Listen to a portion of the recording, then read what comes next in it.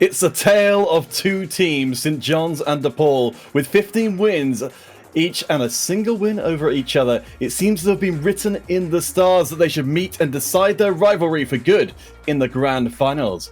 But one team remains, 4 years in the making, that can defy fate and fly in the face of expectations. Can the Bulldogs stand where Marquette fell? Will this be the match that will be heard around the league? Welcome back, one and all, to the semi-final stages of the EGFC League of Legends 2021 Championships. My name is Counterfeit. And my name is Shinkari. And with thanks to Greyheart and Superman for our first series today, we're proud to be here as part of the EGF production team, bringing you the second half of a fantastic day of League of Legends. Yeah, in the first half earlier, we saw DePaul Esports take on Marquette University, and after a very rough 2 games and pulling out some interesting picks to try to eke out a win over DePaul Esports, Marquette did fall to possibly one of the winningest bot lanes in the entire league. It was a really tough match, but GG's to both. DePaul will be moving on to our finals, but now it's time for our other semi-final to see who is going to move on to the finals for April 10th. And before we get fully stuck in here, if you're a first-time viewer, do bear in mind tomorrow there will be some more as well as League of Legends here today. Yeah, if you've tuned in today, don't forget tomorrow's a huge day for Rocket League for EGF with the Big East Rocket League Conference Championship. The coverage will be starting at 12 o'clock Eastern time, but after that, every Monday to Thursday, like we say every time, you can tune in to the official EGF Twitch page and here on Big E and on Big East as well for 4:30 p.m. Eastern time for more EGFC games. Yeah, Monday FIFA, Tuesday Smash Bros, Wednesday Rocket League, Overwatch on Thursday. But as we said, after this week, you're going to have to wait until April 10th for more League of Legends. And one more thing before we start. If you haven't already, make sure to follow EGF on Twitch, Twitter, YouTube, and Instagram, all under the same helpful handle at official EGF. All right, then, with that all out of the way, let's get things started for the concluding chapters of tonight's League of Legends. Yeah, today, right for you, the second half of the stream, we have a best of 3 between Butler and DePaul, the remaining 2 teams of the 4 who made it to the playoff stages. But first, we're going to take a look at the roster of our first team, Butler University. Yeah, look at those guys. Take a look. We do appreciate it. These guys have really gone all out here today. They're definitely the underdogs coming in. But we know from talking to them, they're going to be giving it their all here today. Yeah, for anyone who's just tuning in now, let's quickly review the end standings for what these 2 teams have got here. Oh yeah, for sure. I mean, if you're just coming to the stream now, you would have missed out on our previous match. But the end of season, St. John's and DePaul tied together at the top of the table. St. John's only coming in second seed because of having the longer game time, which was the absolute last tiebreaker that could have divided the 2 teams. It's worth noting, though, that St. John's did lose against DePaul in the last week of the season. Yeah, it's extreme. While we get into this, it's extremely, I think, for myself, I think this is a pretty tied up game here. We do see that St. John's is a very strong team going into this kind of tournament here, but this is the second versus the third seed. Butler, while having a bit of a shaky start, definitely came into their own towards the end of the season, proving themselves to be a top 4 team. And certainly going into this, it's going to be really, really close. Not much separates these 2 teams in terms of second versus third. Butler Bulldogs do have a couple less wins, but I still think that this is a fairly even matchup. All right, so we've got our first set of bans. St. John's over it on the blue side. As we are seeing, we've got the one jungle banner towards MGL. Hi, CZ, MGL. They have been at each other's throats all season long, but the first pick will be the Seraphine. Yeah, this is a pretty contested pick across most of the league for sure. I mean, every time after another, Seraphine is possibly one of the highest contested picks back and forth. It is very highly picked or banned, and it is a contested pick for both Reborn and Mojo Romo here. All right, so we mentioned before the junglers massive parts of both of these teams, so we will see the Hecarim locked down for MGL. Last time these two teams faced off against each other, MGL more or less got locked out of the game on the Lilia, this time much more in comfortable waters with the Big Horse. Yeah, we did see a couple nerfs to Lilia in the previous patch. While Hecarim has received some nerfs as well, he's still very powerful in this jungle. Doesn't really need to power farm, but can. Doesn't need to gank, but can. He's a very flexible pick with some very good and can play from behind as well. Very safe pick, very versatile pick that players have still latched onto despite the amount of nerfs he's received. So for SJ, they're going to lock down their bottom lane. Shadow Sneak and Reborn that will be down there on the Kai'Sa and the Thresh. Looks to be that the Bulldogs will fire back by completing their own bottom lane, bringing the Caitlyn in for Lundstorm. Yeah, Caitlyn is certainly an interesting pick. We've seen Caitlyn pop up just a little bit more, especially once we've seen some changes to the footwork and also some changes to just attack speed champions in general. We see just, you know, the amount of power being put there as opposed to folks who are going straight damage. We've seen Duskblade Drakthar being built on Sivir. We've seen just and champions picked away like the Kai'Sa, like the Jhin, as well as we saw in the beginning. But Caitlyn is just a very safe laning pick here. They don't know 100% about Shadow Sneak, and picking Caitlyn here is definitely pretty safe for the laning phase. Should be good for Lundstorm here, especially since the Kai'Sa was such a contested pick between these two AD carries. All right, so one of the bans coming out here from the Bulldogs will be the Graves. The CZ was on the Graves when they've been dominating in the last time these two played, and it's certainly been a powerful pick for St. John's, even with their previous jungler as well. Cho'Gath will be the final ban, matched by the Malphite. The top laners still to be locked in from either side.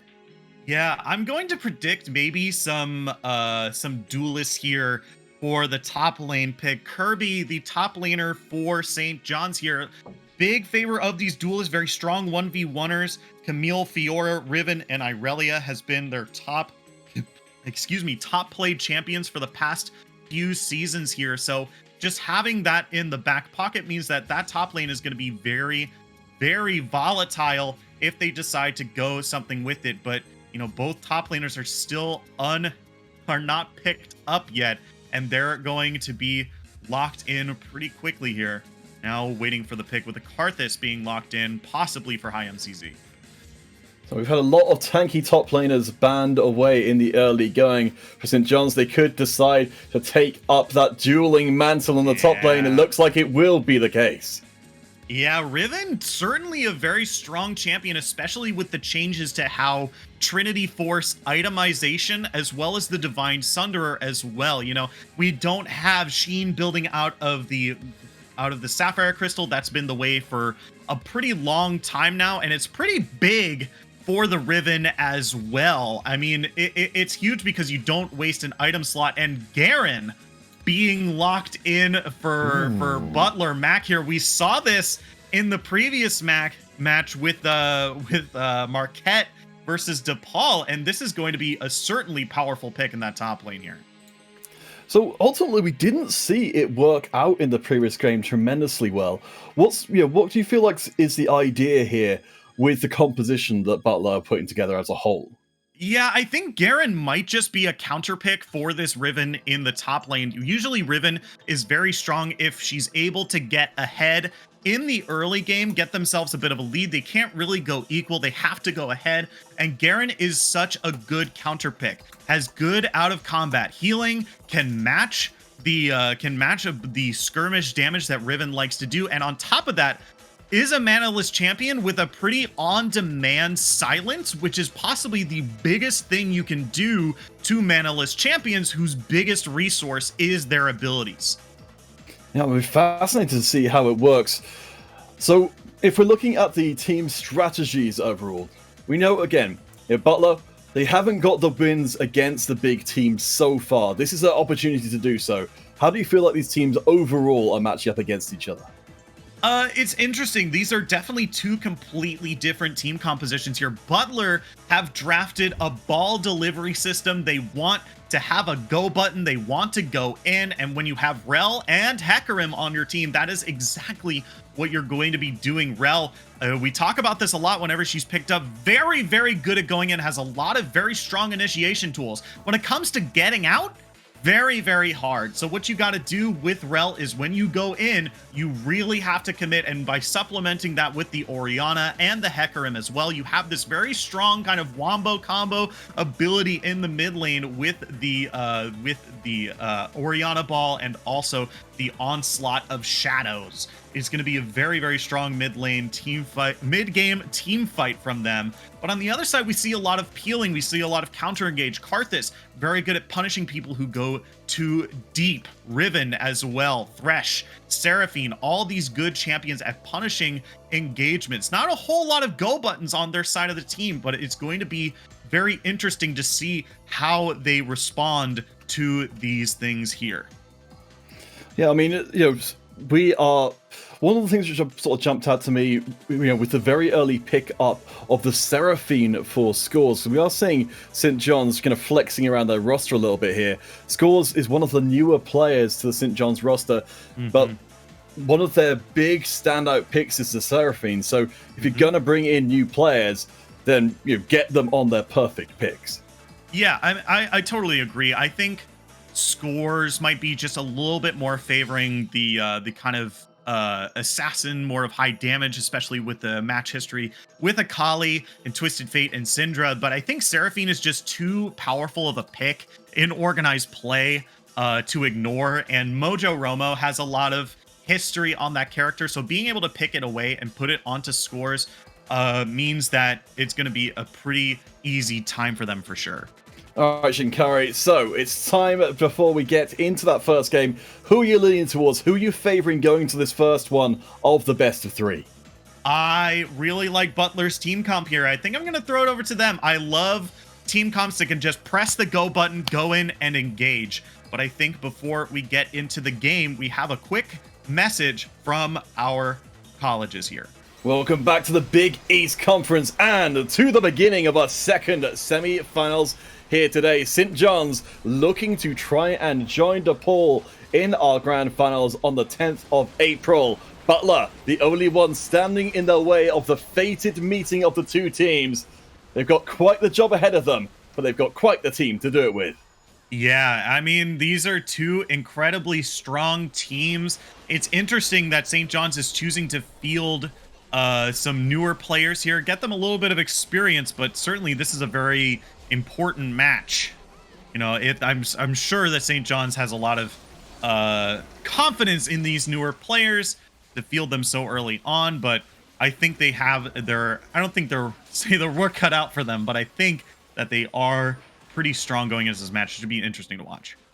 Yeah, so again, the substitutes being in the bottom lane and the top lane here. So that's Kirby and Shadow Sneak who are in here as subs.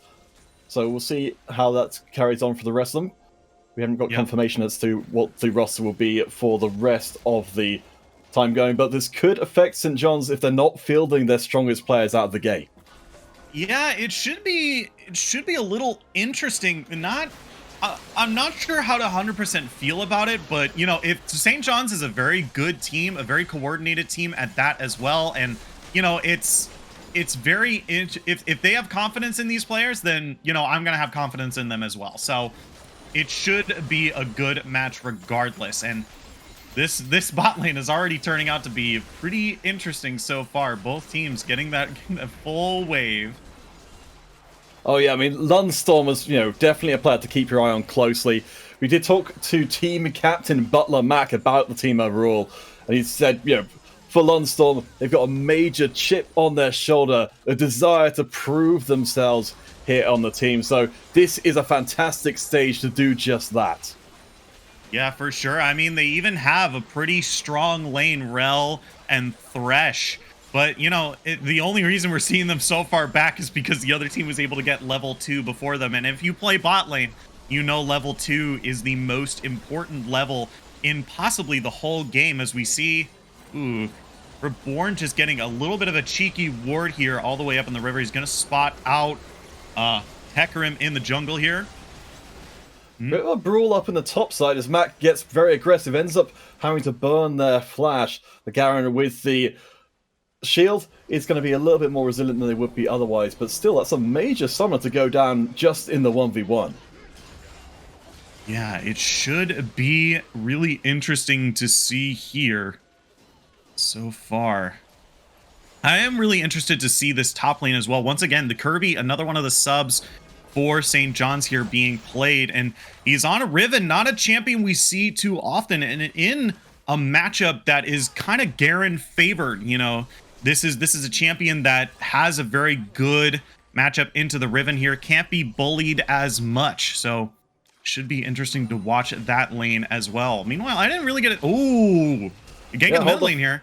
Yeah, Scords, the new player. It's a Graston, but the first blood is just avoided. TP coming in. Levi's in trouble. They've got nothing left. They've got the flash across the wall, but there's no reinforcements coming. At least not from their side. MGL's going to go down for first blood, and I don't think Levi is far off managing to get between the towers. They may have to execute to escape.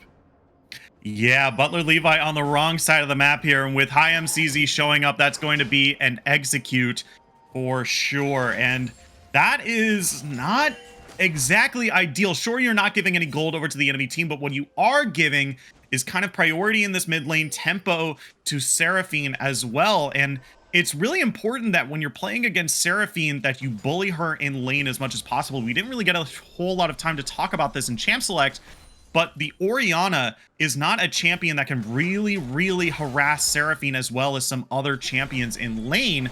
So getting Seraphine just having an easier time in lane than she could normally means that Seraphine is going to be able to scale just a little bit better going into this mid game.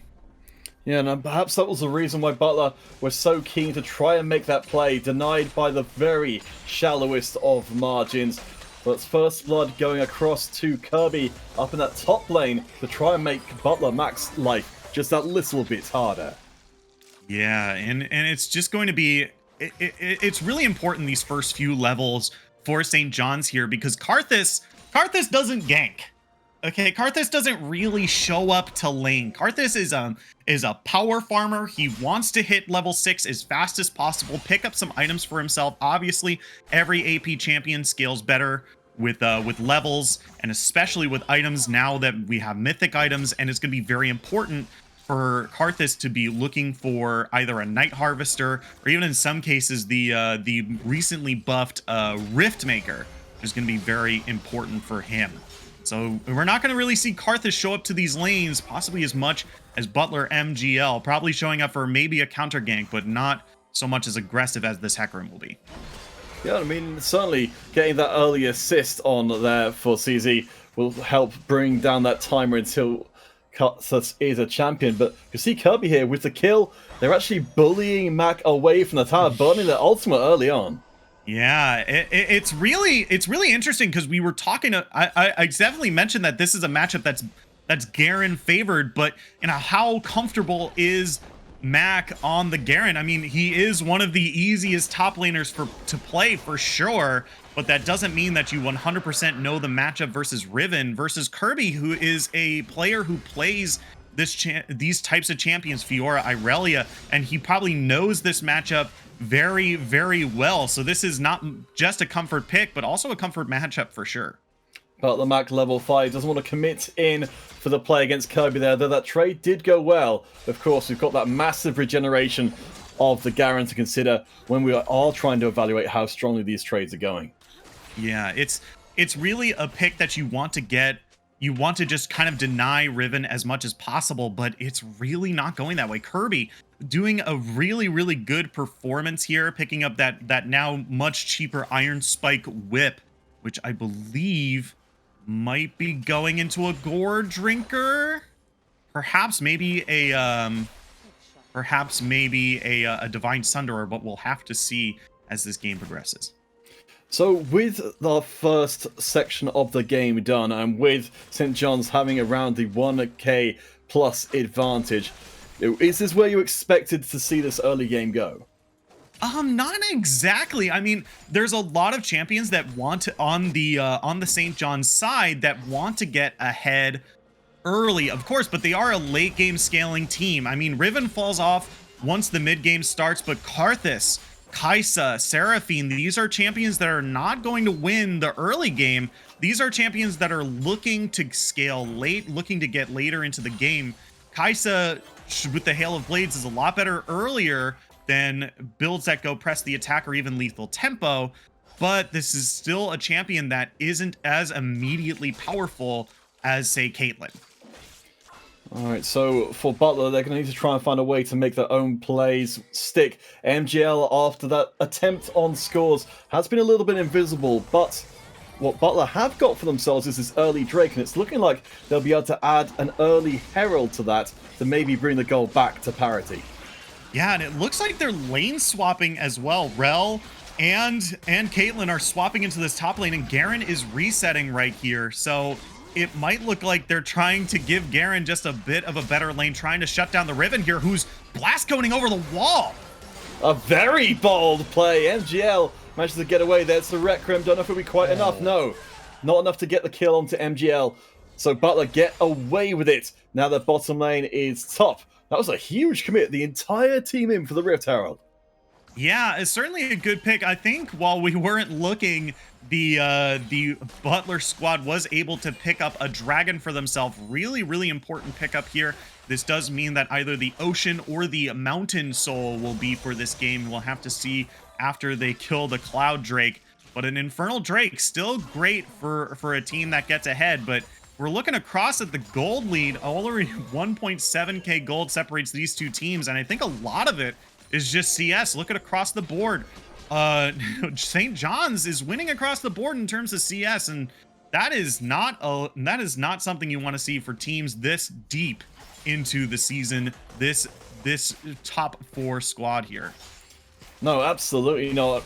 Though Lunstorm does seem like maybe they can keep Kirby from getting too far out of control by controlling down the bottom side. Poor old Mac, the team captain, though, down the bottom lane, taking the hits from St. John's bottom lane. Seems like they're playing a sacrifice play this game.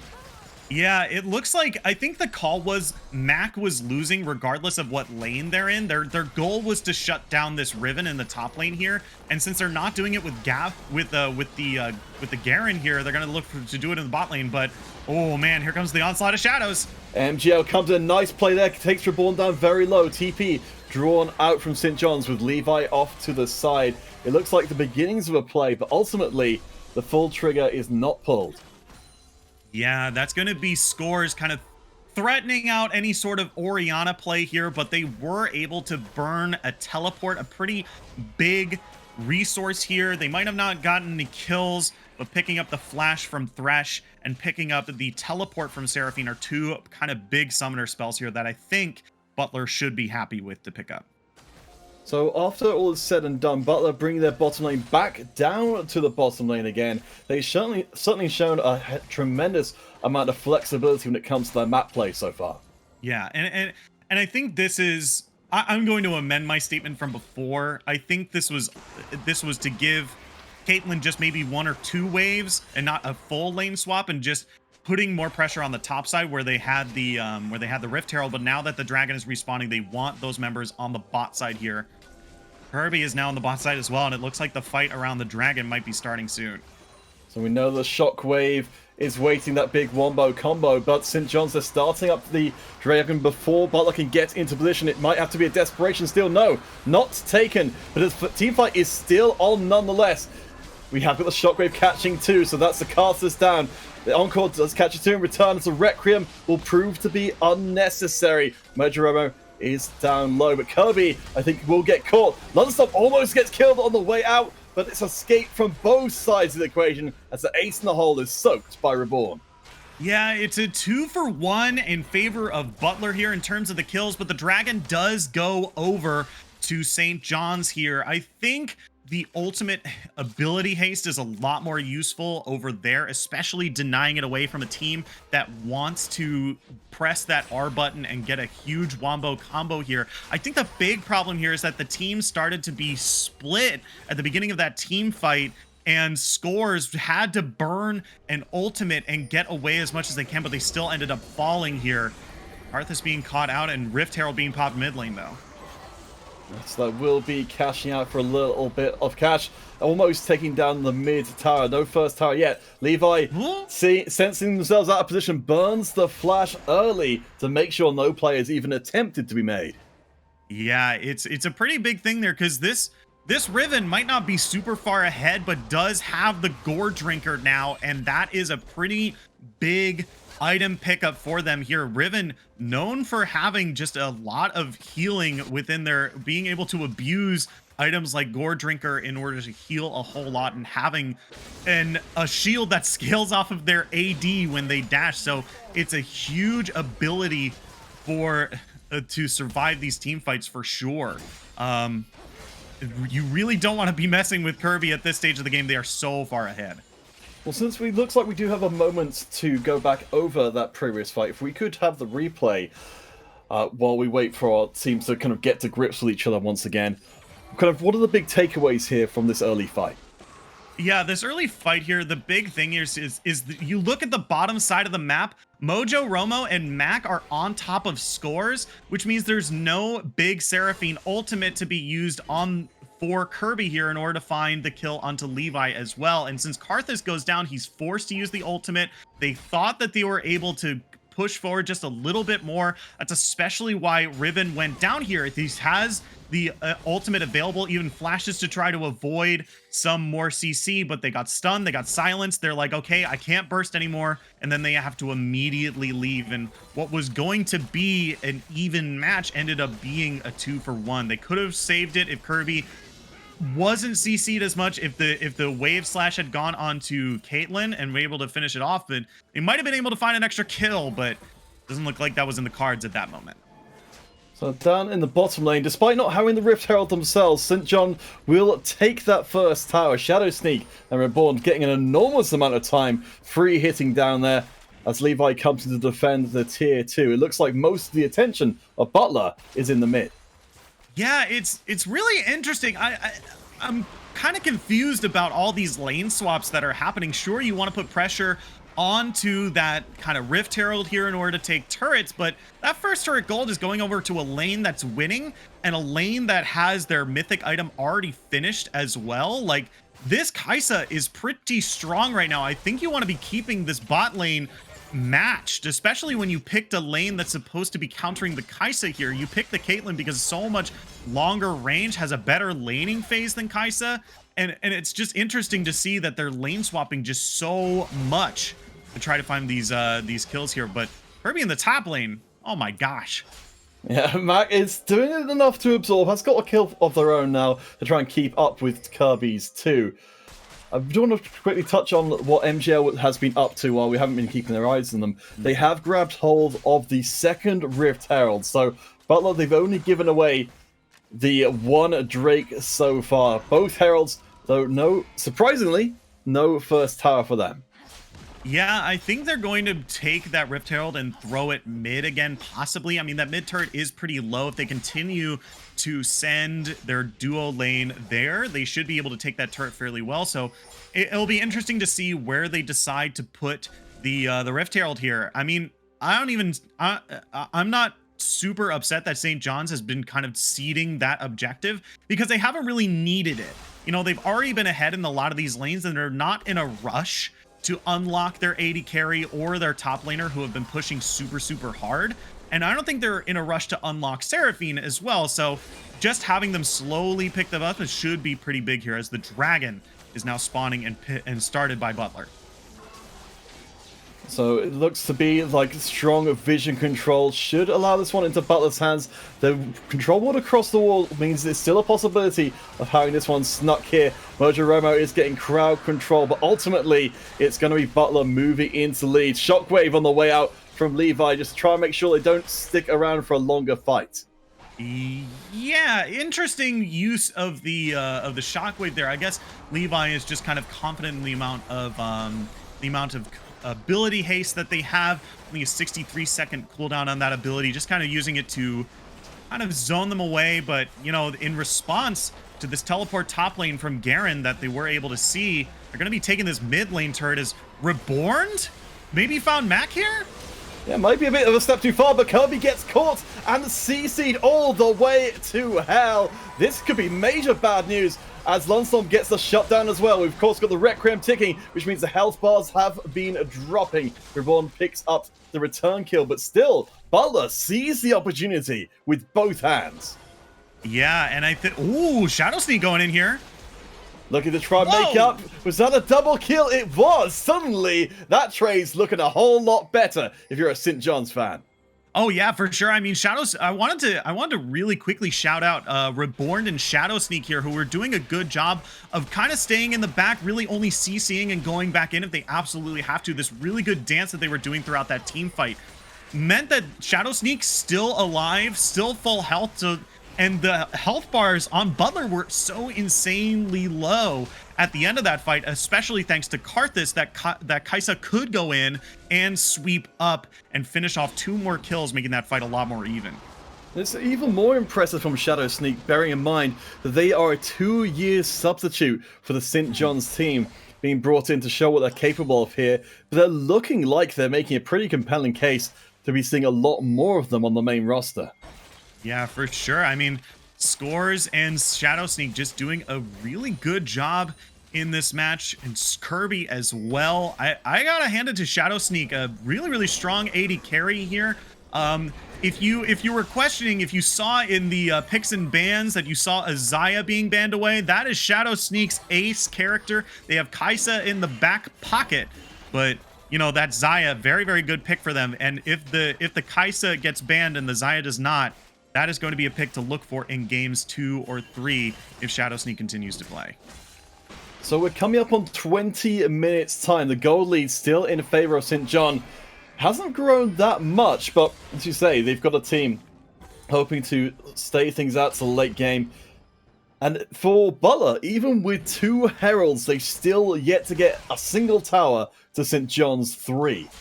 Yeah, and it's really interesting because they've been the most on these Rift Heralds. They've been pretty much on top of the spawn every single time, so I thought they'd be able to at least get 1 at this point, but they still have yet to down a tower here. It looks like, oh man, they might be stuck in a weird situation here. We see CZ getting pulled back. We are very tight up in this jungle, but the shockwave has already been burned. Looks like St. John will be able to fall back. They don't have Scores with them, and it doesn't look like Butler wants to force the fight. Yeah, St. John's really trying to steal away that blue buff there, trying to deny just a little bit more resources from this Orianna and maybe the Hecarim as well. Hecarim is level 10. He's like, I believe he is the 2nd lowest level in this game right now, and it's really hard to play this Hecarim here. Like we said, still fine. Like, Hecarim is still a good ultimate, still worth this his ultimate in this early game is behind, but this might be a fight from Butler here. Reforms will be looking to try and turn the play around, but ultimately it's not happening there for Butler. We're 1 minute away from our 2nd Mountain Drake of the game. With St. John's taking one of the Cloud Drakes for themselves, we're still a way away from the possibility of a Soul. Yeah, this does put Butler on soul points, so this is definitely something that they're going to want to contest here for sure. I mean, they are now at the stage where they can properly do so, I believe. Karthus is online and has proven to deal a decent chunk of damage here. Kai'Sa has 2 items and completed boots. We have multiple items on the Riven as well. A Quicksilver Sash is really good for the Riven here, and a Staff of Flowing Waters and a Moonstone Renewer for the Seraphine here. So this is a very strong St. John's here, and they are the first at this dragon. We're looking to see where Levi is going to be dropping down those shockwaves, just avoiding getting caught with the hook there. It means that Butler can carry right onto this mid tower, which has been previously weakened. CZ trying to go in the middle of the squad as Modoroma leads the charge. Shockwave only catches the Karthus as the Riven goes right onto Lunstorm. Is almost and does delete them. MGL's trying to salvage on the backside, but the Requiem means it's pretty damn hard to win a fight. Levi and Mojo stay alive, but there we go. The cleanup crew arrives. Shadow Sneak gets the triple, looking for the quadra, and finds it.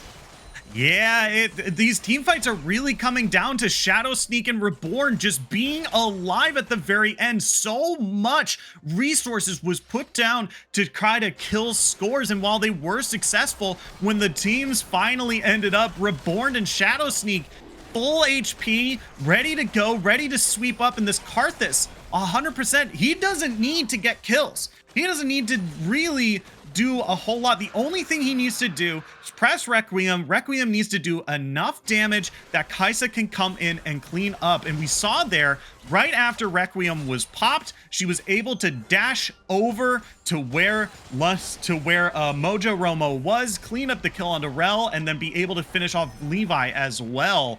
Really, really good team fight for St. John's here, as Butler may be starting to falter. It's not looking good for them here in the first game of this best of 3. You know that Butler, they came into this one extremely game for the fight, but things just seem to have been turning around. It's really reminiscent of our first best of 3, where Marquette, they got the early advantage, but eventually it turned back in the favor of the more experienced team. Yeah, I mean, I don't even know how much of an early lead that Butler had. Surely they had good control over the neutral objectives, but since they were devoting so much time to the neutral objectives, they lost a lot of lanes. They lost bot, they lost top, and then they were losing CS as well, so they were down in gold. So now we're kind of seeing those fruits they're now St. John's is reaping what they have sown. This gold lead now huge, and now looking for the Baron. Baron is down very low. Thresh leading the charge in. Box dropping down to keep Lunstorm. They cannot keep the Caitlyn safe. Butler Max not coming into this fight because Butler are abandoning ship with no kills. CZ grabs 2 for themselves, and now the Baron beckons. For St. John's, is looking like it could all be pretty much over so very quickly.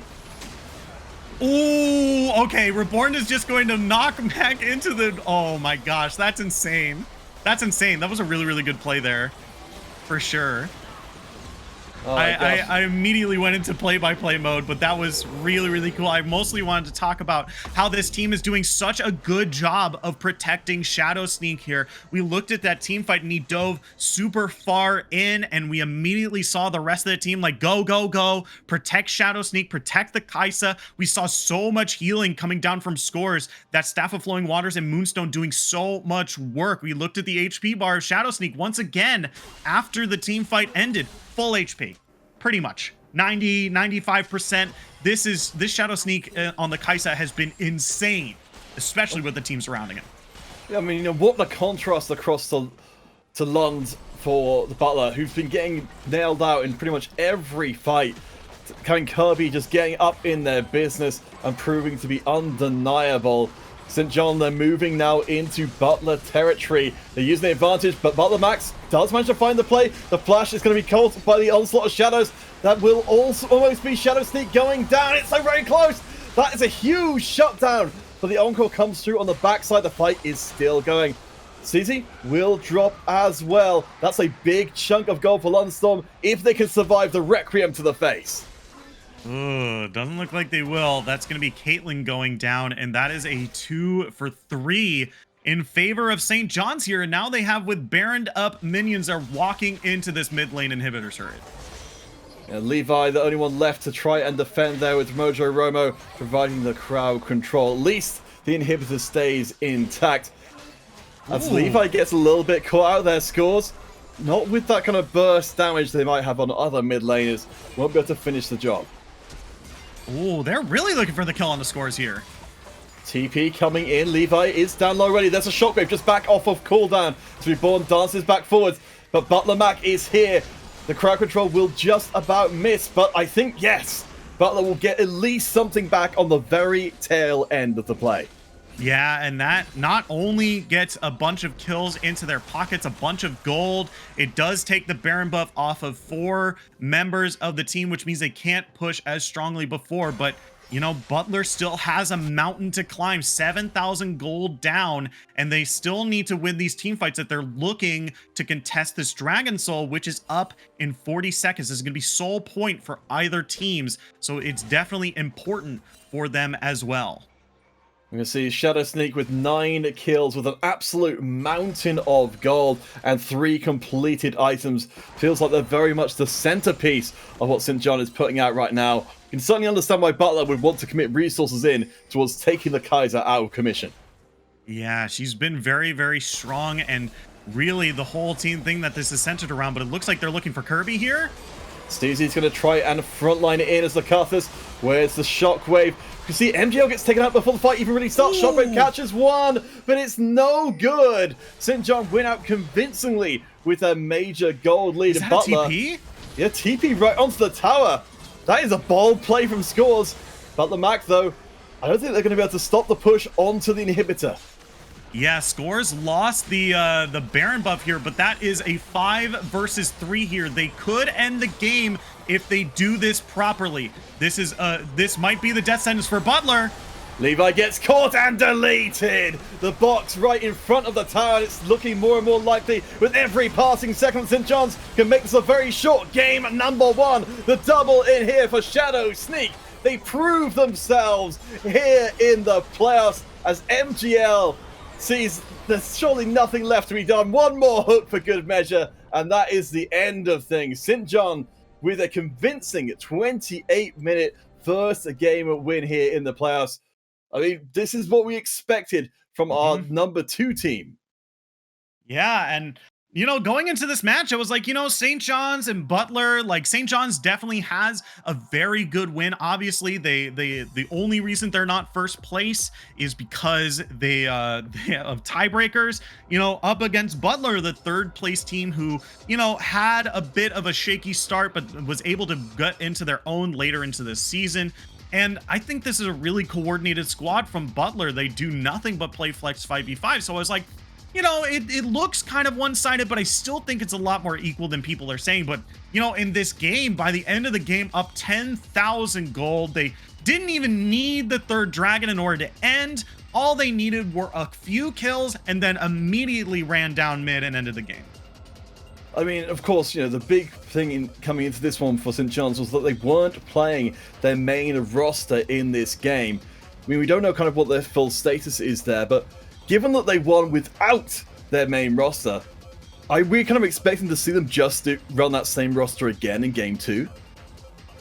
It'll be interesting to see. I'm not 100% sure, but I wonder how much of this was, you know, we don't really know these players as well as we do the other ones. You know, it's not, I don't know how much of that it is, but certainly Kirby really outperformed this game. I think, like, going into this, I was like, okay, like, duelists, the champions that Kirby plays aren't exactly the most meta right now, but, you know, if they're on maybe Camille, maybe Cho'Gath, that they have in their match history, it should be a much better game. We saw them banned out, and the second I saw the Riven pick, I was like, okay, cool, that's a comfort pick, okay, it should be pretty good, but, you know, I'm not 100% on it, you know what I mean? Like, certainly Riven is not really seen a whole lot unless, you know, you do nothing but watch Box over and over again, for sure. But, you know, it's certainly really, really well played by Kirby. And also shout outs to Shadow Sneak as well, ending that game 13-1-6.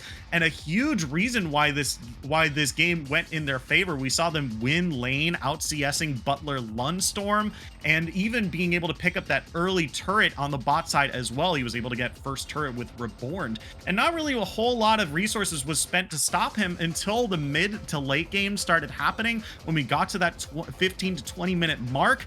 And by then it was kind of hard to do so. The Moonstone Renewer was on Scores, and Scores was hugging Shadow Sneak like they were the closest of brothers, and healing up and keeping, and Reborn was there as well. The trio keeping Shadow Sneak alive as much as they could. It's really hard to shut down that Kai'Sa at that point.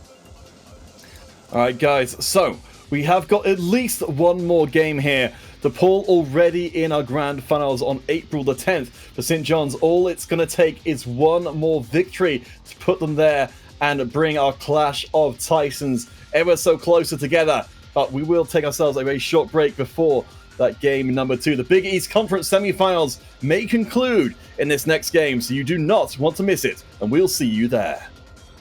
Welcome back to Big East Esports and to our second semi-final of the day, where the Butler fans may have been left wanting by game number 1. looking like an extremely strong performance.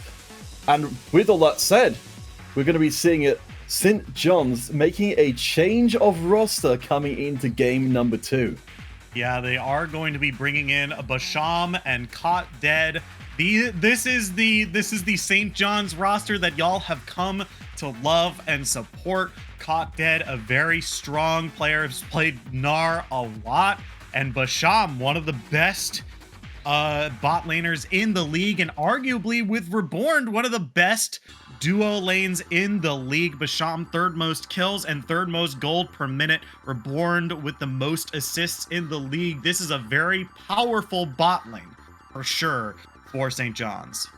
And it's not looking good for Butler here if they couldn't beat the substitute team, now facing the real deal. We need to see something truly special from them if they're going to make it happen. Of course, we are going to be seeing some heavy attention towards the jungle in this first set of bans. As Gnar, you mentioned before, from Caught Dead sent away. There he goes. CZ, no Graves, no Carters this time.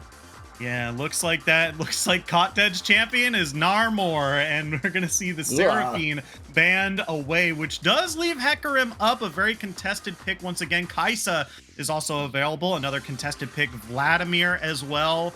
A lot of very powerful picks for these teams still on the board. Let's see where they're going. Butler Mac is hovering and locking in the Caitlyn first pick. Okay, that's interesting given how well the Kaiser worked for SJ before. The Butler apparently didn't see the problem of being with Lunstorm, who they really struggled to protect. See if I'm CZ does end up getting an early pick after taking so many bans. Yeah, Alistar now being locked in here. A pretty safe first pick for St. John's here, especially since they can probably pick up their bot lane, now knowing that Caitlyn is on the enemy team here. Alistar, very safe pickup here first, especially... Ooh, Callista! Ooh, a bit of a voice crack there. That's how I'm excited I am as a support player. I love to see Callista. I love being thrown into the team fight. Put me in, coach. That's Callista's ultimate, and I'm going to be excited that Alistar does not need to headbutt pulverize every single time he needs to go in. Yeah, it's the bold play from St. John's, but it seems like it's something they've been holding back to surprise us. So for the Bulldogs, they're going to have to change things up in their draft if they want to keep up.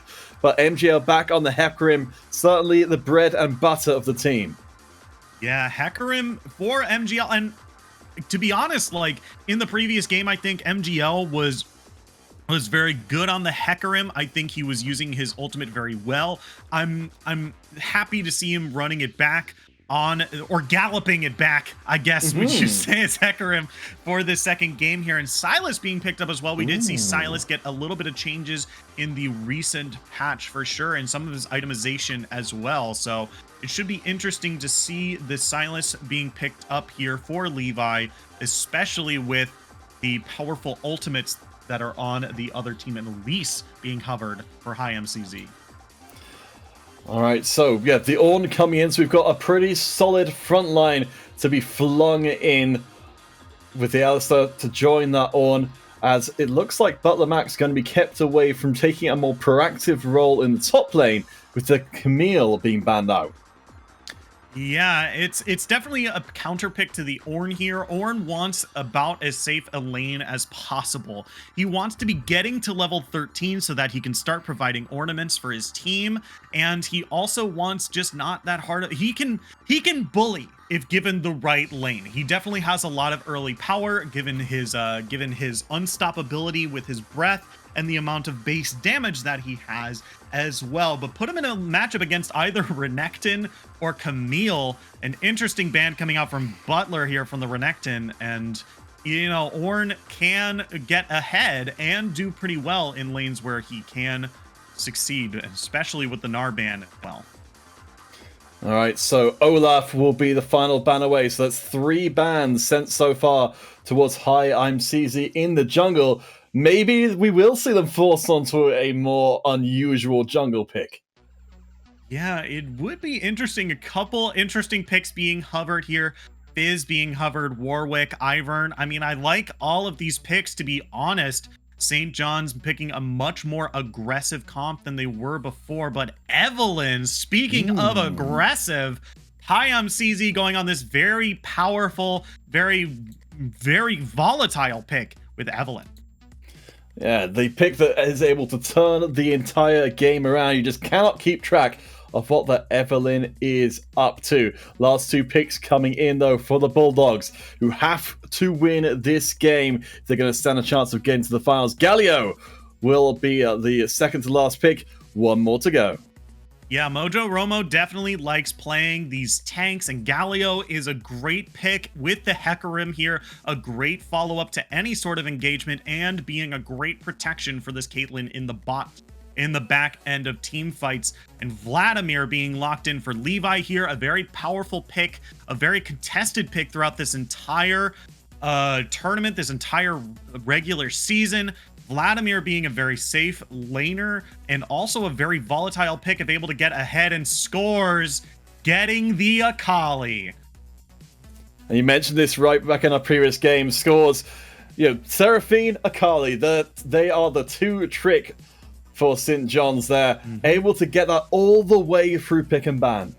Yeah, and this is really what you want to see against the Vladimir here. I mean, I think St. John's team might be a little too greedy here. They have a lot of damage, don't really have a lot of CC for this to capitalize on this Ornn here. They really only have two frontliners where they have a lot of carries that kind of want to dance around. They're very high mobility. Kalista having that passive that allows her to move and auto attack at the same time. Evelyn having that ultimate that allows her to sweep everything forward and then dash immediately out of danger and then go invisible. Akali having that invisibility and also those very high mobility abilities as well. So it's going to be dancing in and out of this team fight here for St. John's, whereas Butler, pretty much a similar composition to what they have before. They have a go button in Hecarim. They have a lot of follow-up with their support. And not to mention, they have some pretty good go buttons as well. And I think Silas, before I was saying Silas had a couple good ultimates to pick from, but now it looks like the only ultimate he really wants is either Evelyn or Ornn. The Kalista ultimate being a little odd. I'm not 100% certain about how that one works. And Alistar might be great to pick up if Silas needs that little bit of extra defensive, but surely, Silas not having the greatest picks of ultimates here. I was also curious about this. I took a moment to look it up. I believe that Silas will get the option to actually buy a Black Spear of their own to allow them to bind to then steal the Kalista ultimate later on. But yeah, that's certainly a very unusual interaction. So given what we've seen, though, for the teams overall, we know that St. John's, they bring in a stronger roster for Game 2. They brought out some somewhat more unusual picks. How are you feeling like this second game is going to go?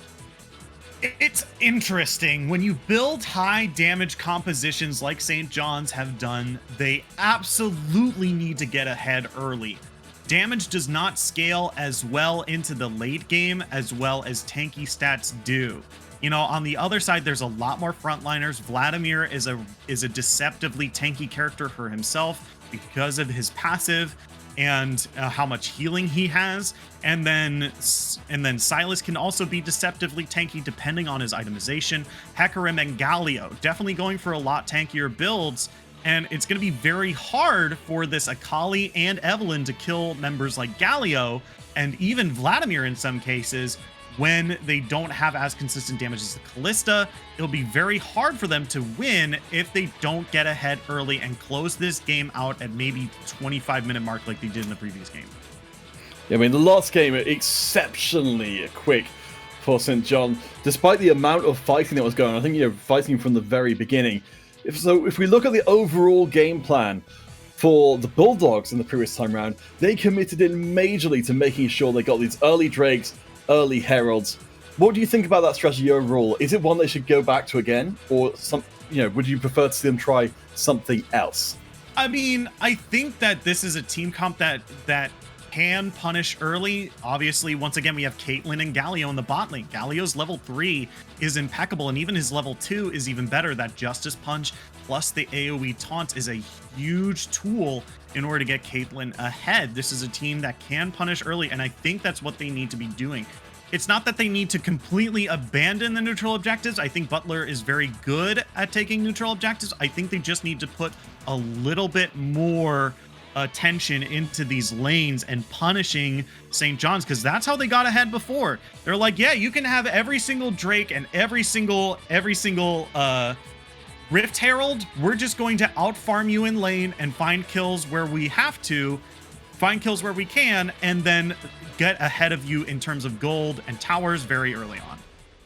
All right, guys, so back out onto the Rift in just a moment for our second game of our second semi-finals here today for a spot against DePaul. St. John, all they need to do is win this game and they are through to the finals. But Butler, the massive underdog team put together by Mac and been together in one form or another for 4 years. This will be Mac's last chance to make a big impact, as they will be graduating at the end of all of this.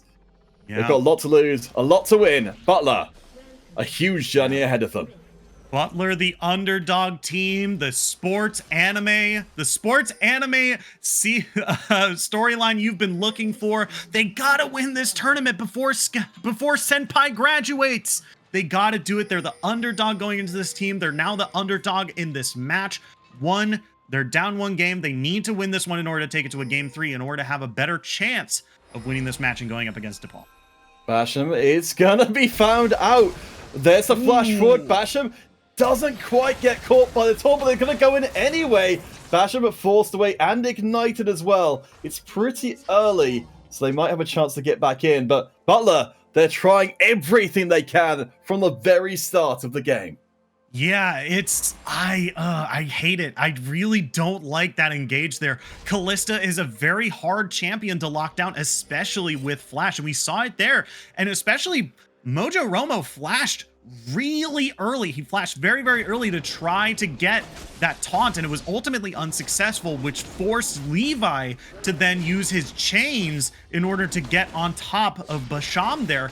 But it was ultimately unsuccessful because Callista, with her passive, makes her very hard to lock down at level 1. It's not like a Tristana where you can force her to take a bad ability at level 1 and kind of have a little bit of a better advantage. You know, that's her passive ability. You know, we saw a lot of resources spent as well. 2 flashes and ignite were traded for just Basham's flash. So, you know, if they really want any sort of resources out of that, if they want anything out of that level 1, MGL has to go bot lane. He has to gank Callista before she gets her flash back up. I mean, we saw certainly that Butler went for that kind of play before, though it didn't work out ultimately in the mid lane, and MGL kind of disappeared from the game entirely. Hopefully for Butler, things will go better this time round. Noticeable though, down on the bottom side, it is a mismatch of summoners, at least as far as the AD carries go. Basham with no flash. Butler does have the ability to trade heavily with flash and heal up. Yeah, it does give Caitlyn a little bit of an easier time in lane, but if you're really looking to get ahead, you gotta put more pressure onto Basham here. And I think Caitlyn's doing it, at least outranging the Callista, making it harder to farm. But, you know, MGL, gotta show up bot lane. There's the taunt, there's the combo. You mentioned the level 2 being very strong. Reborn goes in really aggressively. First blood to Reborn! What on earth just happened?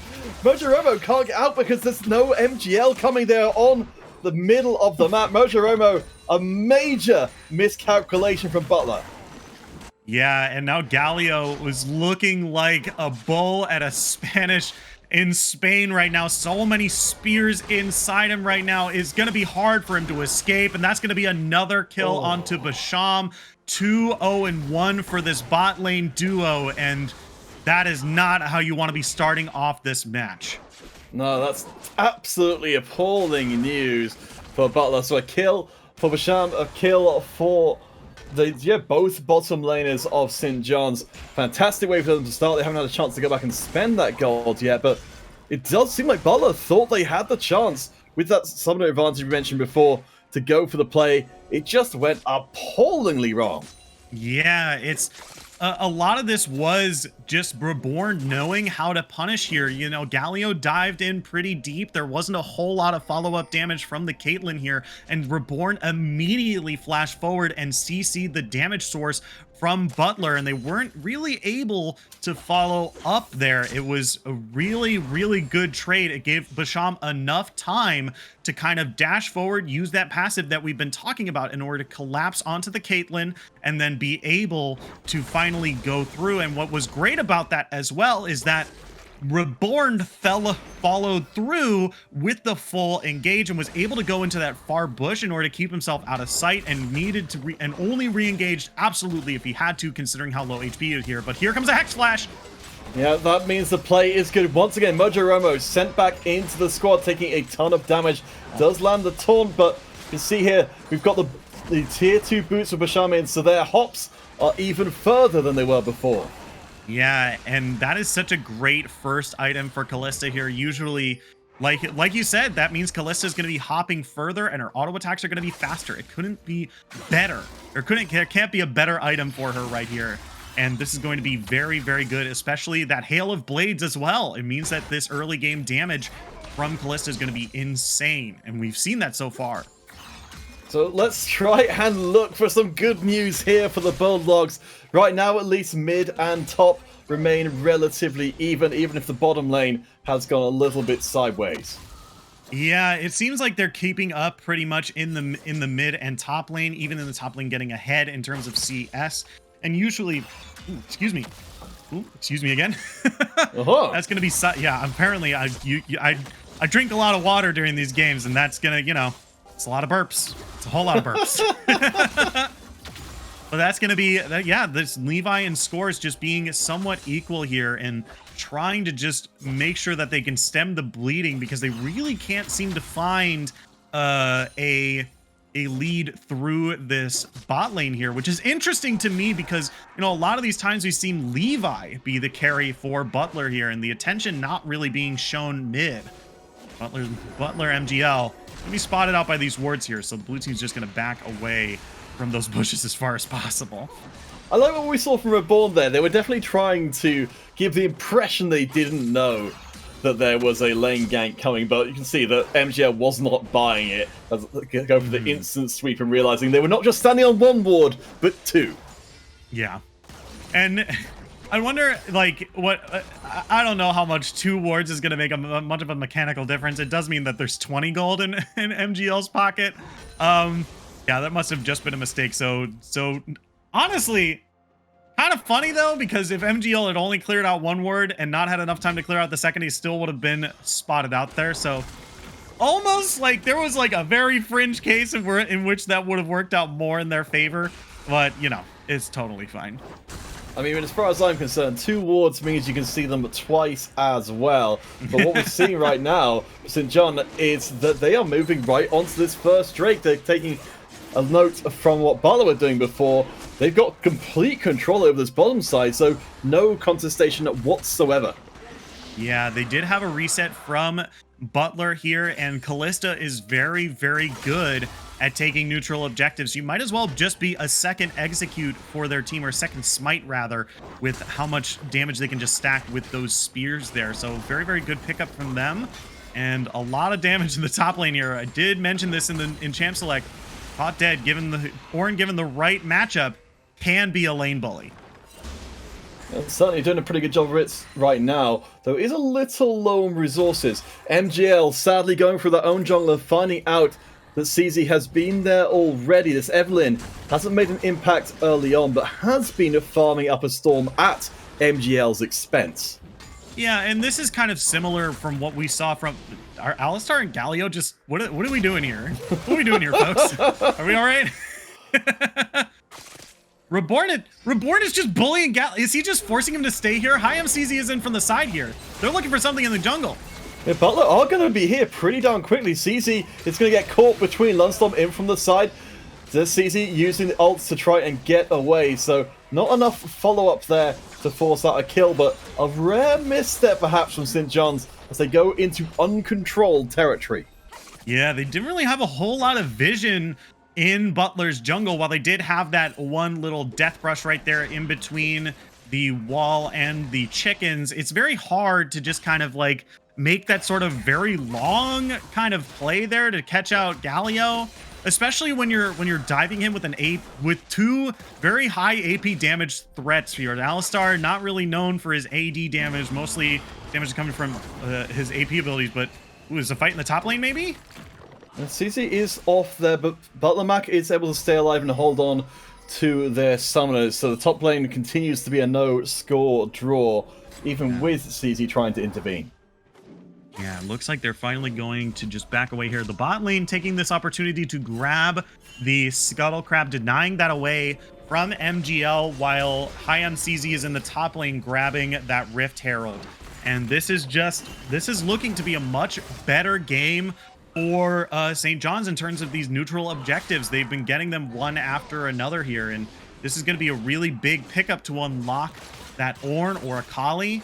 I'm going to predict that the Rift Herald is going to go mid. I mean, it's certainly a very popular place for it to go to get that mid tower down a little bit faster.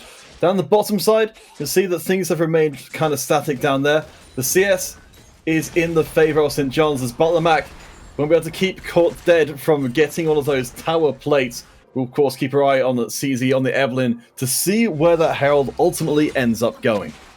Yeah, I mean, this is just really, really good for St. John's here. It's really hard. It seems like it's really hard for Lundstorm to really contest Basham here. You know, even though he outranges Kalista, Kalista has now reached the point where, you know, diving onto him is really, really hard, as Scores forcing out a flash from Levi in the mid lane here. Wow, yeah, bold play, but see, Levi did not want any part of it, as we're going to be seeing an aggressive move from St. John's again towards the mid. This time it's towards MGL. We've yet to see Mojo Romo, though, with that heroic entrance. An amazing intervention on any kind of play that St. John is trying to put together. Yeah, it's really interesting to see Reborn just put so much pressure onto the jungle here. He really can't do much, and he did force out the smite from MGL on the chickens here, and he's getting a lot of very deep wards, which is really good against the Hecarim. Hecarim very good at starting the engagement from very far away. But we might see something happening in this bot lane, as IMZZ is floating around there after dropping Rift Herald mid. See MGL into the mid themselves. Does get a lot of damage down to Scores. You see Scores will have to make a break for it, but gets caught up on the tail end. Levi gets the kill, but there's 3 down the bottom side. The CT goes in, drops down the ult. Heroic entrance doesn't do too much apart from buy space. Reborn, though, is very low. Will give up their life, but Mojo Romo, I think, will be following soon after. We still got plating, and for St. John's, that gives them free access to that bottom tower.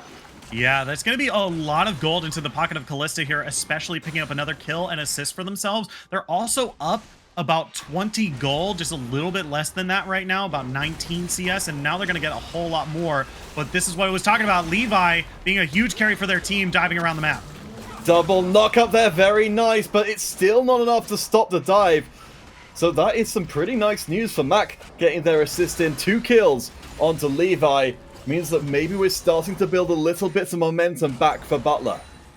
Yeah, I did really quickly want to mention that Scores doesn't have Flash. Scores has Teleport and Ignite, and it might come in useful right here. You can see Butler Mac, while they do have a Flash, they know there's no way out of that play.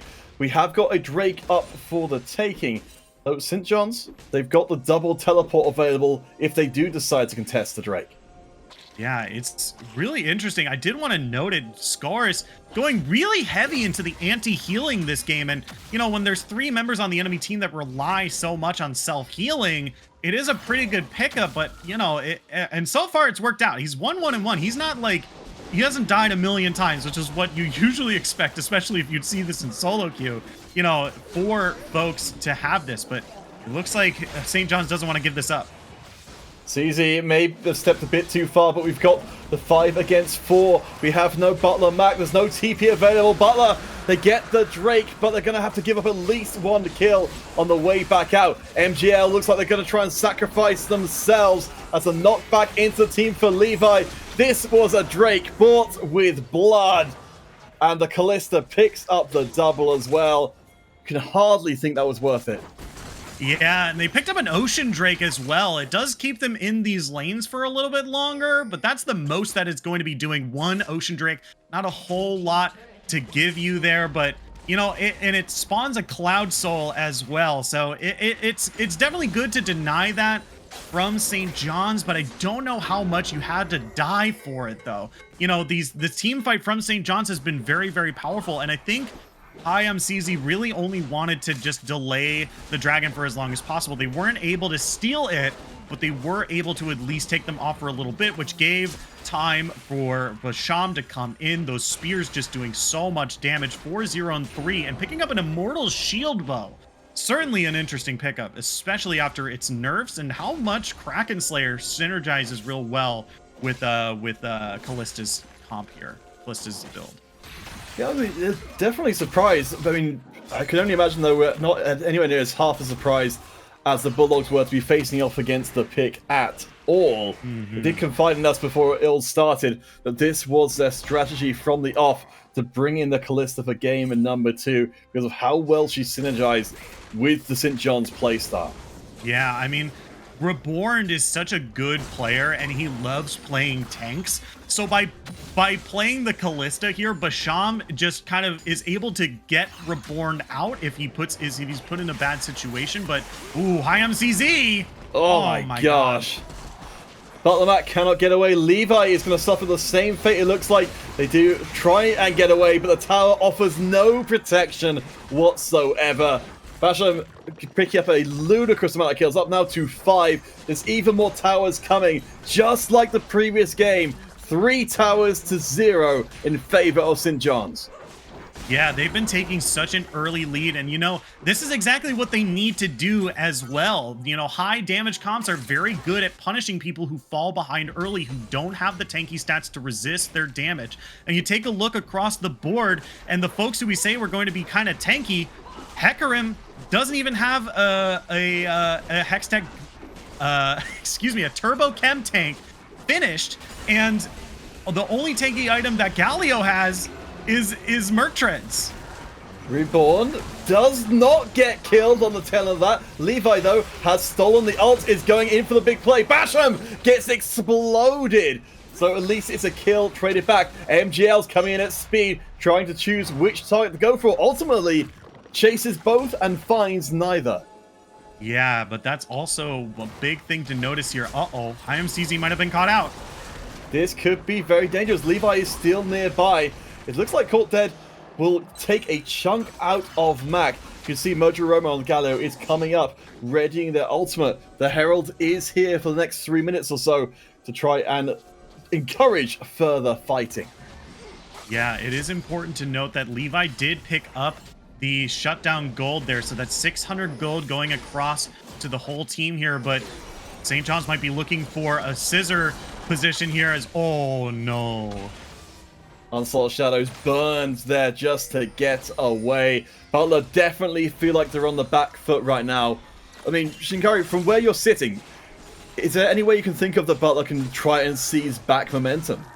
I mean, I think they've already started to do it. I think St. John's has been kind of making this 1-3-1 play just because they're so far ahead. And what Butler needs to do is kind of stem the bleeding by sending multiple members to these lanes where there's only 1, maybe 2 members of St. John's, and bringing 4 with them so that they can finish off the team. And that's probably what they're doing against...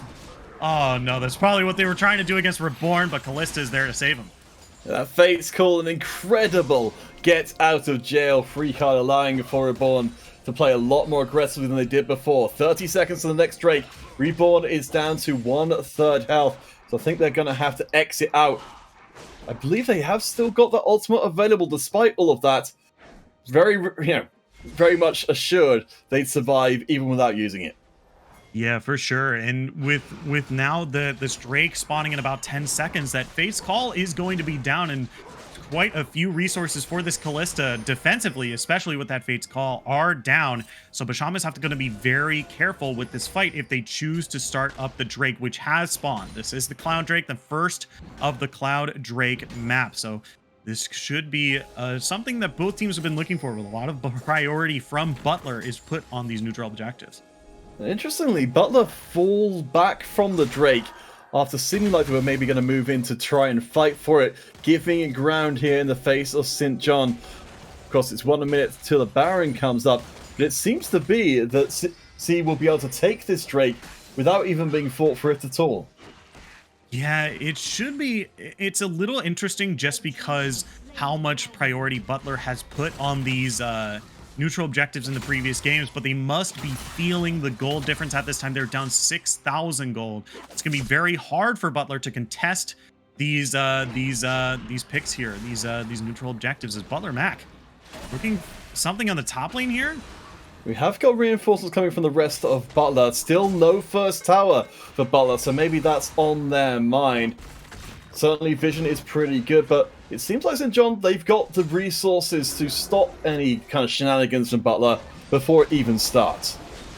Yeah, it's going to be really important for Butler to just kind of to capitalize on mistakes that St. John's makes. While they're not making a whole lot, all they have to do is say, okay, they're going just a little too aggressive. This Evelyn is playing a little bit too far forward. Let's make sure we can CC her and deal as much damage as possible in order to get her out of our jungle so that we can secure gold for ourselves or even find a kill, especially if they're going to be playing super aggressive, which what Butler Mac is looking for onto Basham here.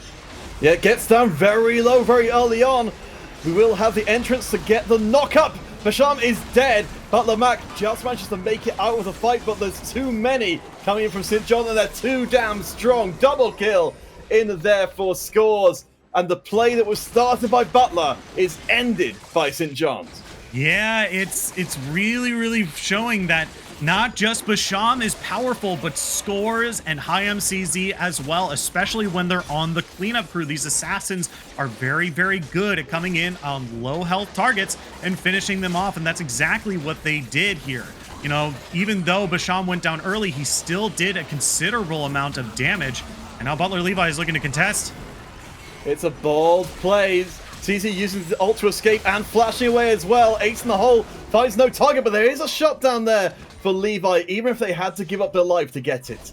Yeah, and these are the mistakes that Butler needs to capitalize on. Obviously, the Baron call, not the worst call ever, right? If you're up 4-1, if you're up 4 players to 1 or 2 players on the enemy team, obviously you want to go for the Baron, especially since you have your jungler up, but you're missing the consistent damage from Basham, and you really have to rely on Evelyn and Akali to really chunk down that Baron, which is going to take a very long time too.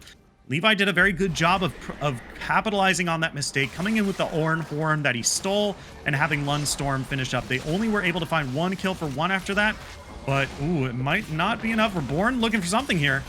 Lundstorm taken to half as the Rift Herald has been summoned, about to run out of time, but being ignored here as Reborn soaks a lot of that damage. It looks like the Herald will get the charge through. There's the ult coming down. Reborn should be taking a ton more damage, but they're so tanky. CZ in at the side looking for the execute. Will take out the Caitlyn. Lundstorm has not been able to keep up.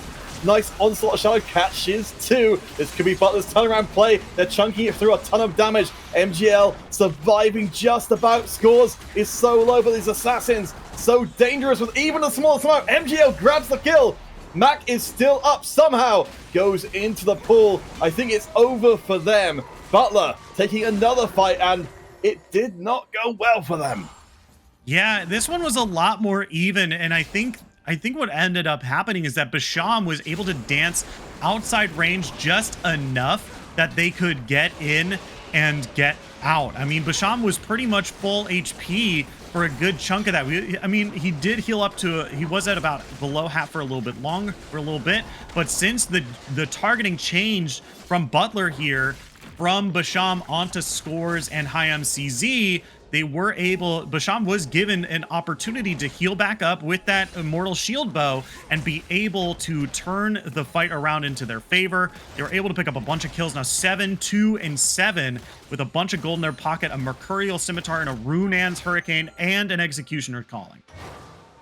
So when we saw these these guys playing against each other before, it was really the bottom lane and the jungle that were the big difference points.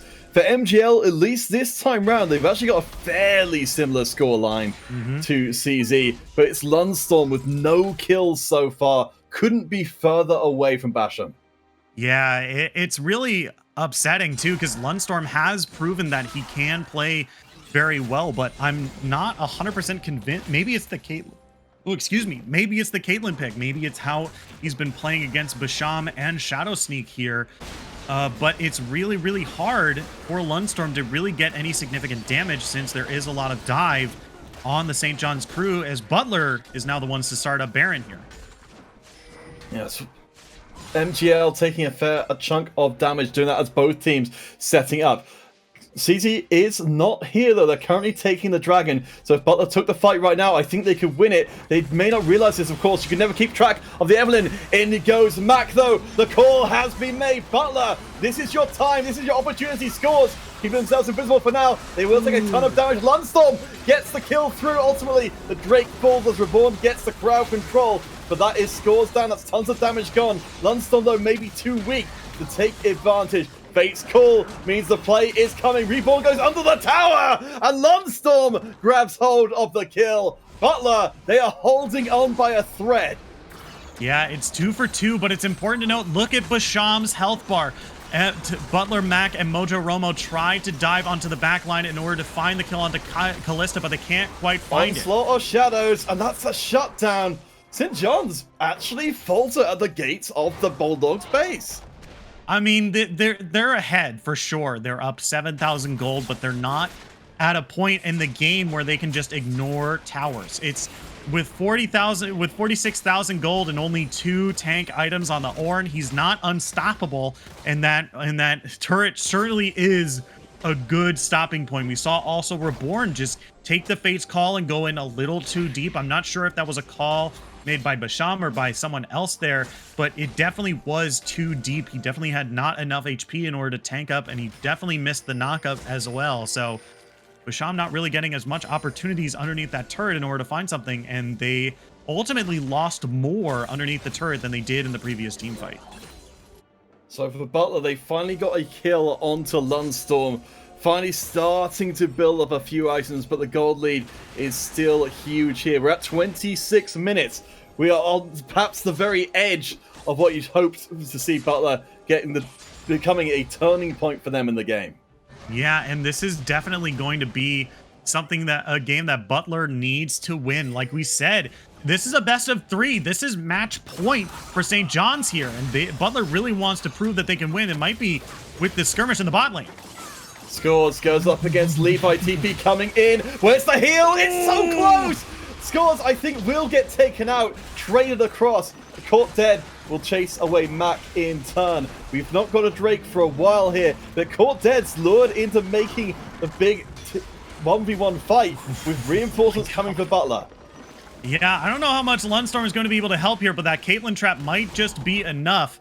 The Thornmail is going to deal just a little bit of damage back, but with all that happening bot lane, that's going to be Basham, High MCZ, and Reborn picking up the Baron in the top side. Yeah, nice bait out there from St. John's, offering up their mid laner as too tasty a prize for Butler to ignore. Now the Baroned up members of St. John's are coming down towards this mid lane tower, where Butler were able to hold ground before. This time, it doesn't seem like that's going to happen. Mojo Romo's on the flank. Looks like a play was perhaps going to Sketzer. We do have CZ forced to go across the wall. Caught dead. There's the ace in the hole. This time it will hit. This is desperation territory for Butler. Scores goes down incredibly low. Onslaught of Shadow gets the major crowd control. MGL gets hold of the kill. Reborn down low as well. Butler fighting for their lives as the Ornn gets taken down as well. Double kill for Lunstorm. The thunder has arrived from Butler. Yeah, and this is a huge play for them. Butler has been playing from behind this whole game, and they're still not out of the woods yet. St. John's is still up by a good 5,000 gold. They really need to continue that sort of team fight here. And it's, once again, it's capitalizing on a lot of the over aggression that St. John's has been putting. They're like, we're ahead. We have this high damage comp. We need to end this game soon. They're starting to get just a little bit of somewhat desperation as they've been losing some skirmishes across the map to Butler. Oh my gosh, you saw on the gold difference there. Yeah, we still have Lunstorm 4,000 gold behind, but you have to imagine coming up on 30 minutes, it's going to be mattering less and less. We've seen now that Lunstorm can contribute enough damage to make a difference in a fight. Yeah, and not to mention that the Dragon Soul is coming up soon. This is going to be a huge 5v5 team fight. Butler won't have a lot of these tools that they had before. You know, those really tight corridors, the turret behind them. They won't have them in this team fight. So it will be interesting to note here, especially now that the Knight's Vow has been finished by Alistar, which means Basham is just going to be that much harder to kill. And they do have a finished Mortal Reminder as well in order to stem a lot of this healing for Butler's team comp here. So this is, once again, this is a Dragon Soul. This is going to be a lot of out-of-combat movement speed for whoever picks it up. So this is going to be a very important team fight for St. John's, who will get this, who are on Soul Point. Levi going to grab hold of that Unbreakable Will. They'll be so tanky in the team fight as this next fight starts gearing up. You can see the Drake is going down quickly. There's the Forge God coming in as Levi pops the ultimate early on. The Drake still is attempted and it's caught. There's no Clown Soul. Here comes the fight though for Butler. They're still so far behind. Scores is eliminated by Levi. The rest of the squad too far behind as Reborn drops as well. Butler are giving a serving of pain to St. John's, who are trying to turn things back around. The health bars are evaporating. Basham is still so strong. The Gallia goes back in and gets killed instantly. It's going to be Butler escaping out. No! Ultimately, St. John take the fight. Yeah, it was a little messy there by St. John's. This is, once again, this is Scores not having Flash. That's really coming back to bite him in these team fights here. You might have won lane, but now this game has been going on for 30 minutes, a lot longer than you probably hoped. And now these team fights where Flash might have saved him there is now making him die. Reborn just being a little bit too far forward. We saw that Reborn was in the middle of the team fight while Basham was out of range. You know, it's going to be really, really hard for Reborn to stay alive if Callista isn't there pressuring people. You know, Reborn can't die for nothing. He has that Knight's Vow. He's the one protecting Callista. And, you know, those two early deaths even was the go button for Butler and ultimately their demise, because the biggest reason they were winning that fight was because Basham was out of range. And then the second they were in range of Callista, we saw the Runan's Hurricane Javelins just going out one after another. It chunked them down one by one. It was a really, really swift killing the second that Basham was able to get some damage into it. Yeah, I mean, we cannot forget, even as we get to the later game, the gold lead for St. John's is still pretty freaking ludicrous. Nearly 7,000 gold. 1,700 gold for Basham there. They are so far ahead of everybody else in the game. Yeah, and now they're picking up the Bloodthirster as well, not going for the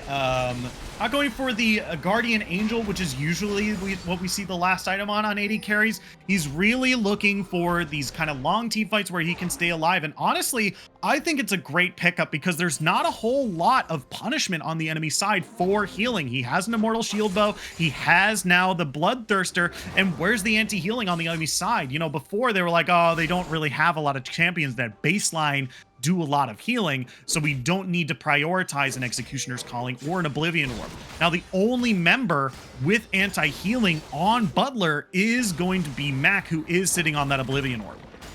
So if you're dealing with, you know, well, we're going to get into some pretty deep theory crafting territory here. How do you deal with a Callista that's this strong with this much lifesteal?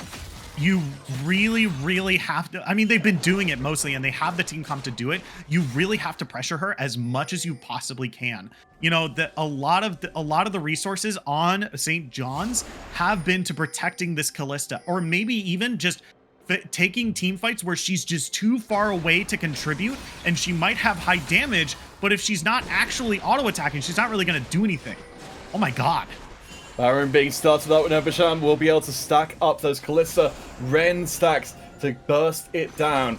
But Butler are there in time. Caught dead, though, with the TP. Gets hold of tower number 7, or should do in a second, while Butler dances around the Baron.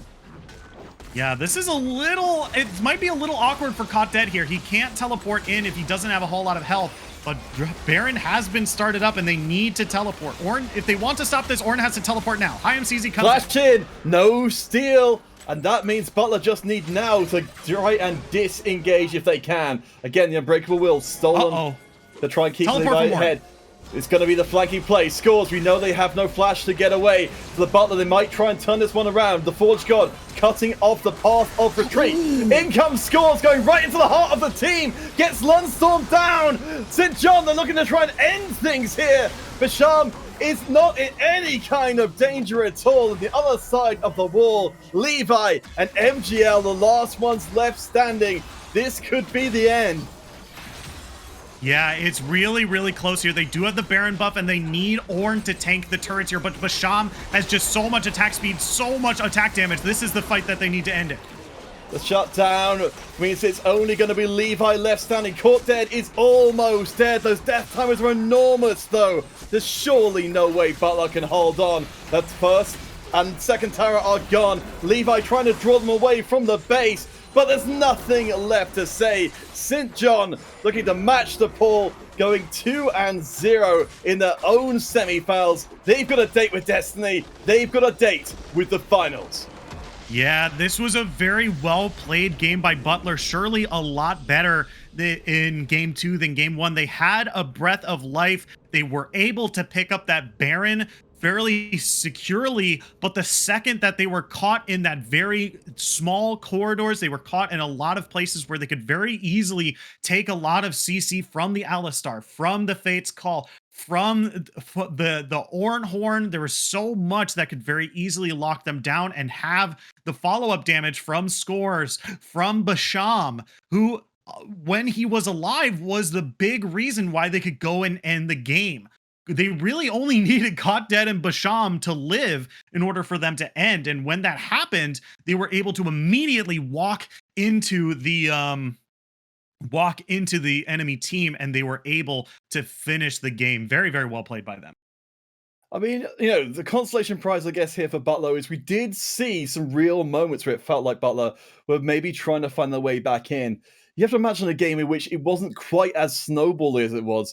It could easily have been a 3-game series. Yeah, for sure. And this, I honestly was expecting it. Butler, even though they were behind for a decent chunk of the game, and behind so much, I might add, for a lot portion of the game where they were down by 5,000, 6,000, 7,000 gold. But by the time a lot of these team fights are happening, Butler was doing such a good job of punishing St. John's mistakes. But when it came to finally ending the game, St. John's were like, okay, let's clean it up.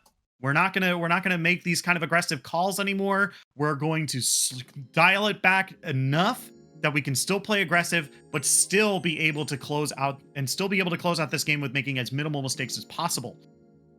All right, guys, so that will bring the games for tonight to a close, but we're not quite done with our broadcast as of yet. We will be having words with one of the players from St. John's University after a very short break and see what they think about having made the finals, made their date with Destiny on April 10th against DePaul. Don't go anywhere. We shall return in just a few short minutes with our interview subject.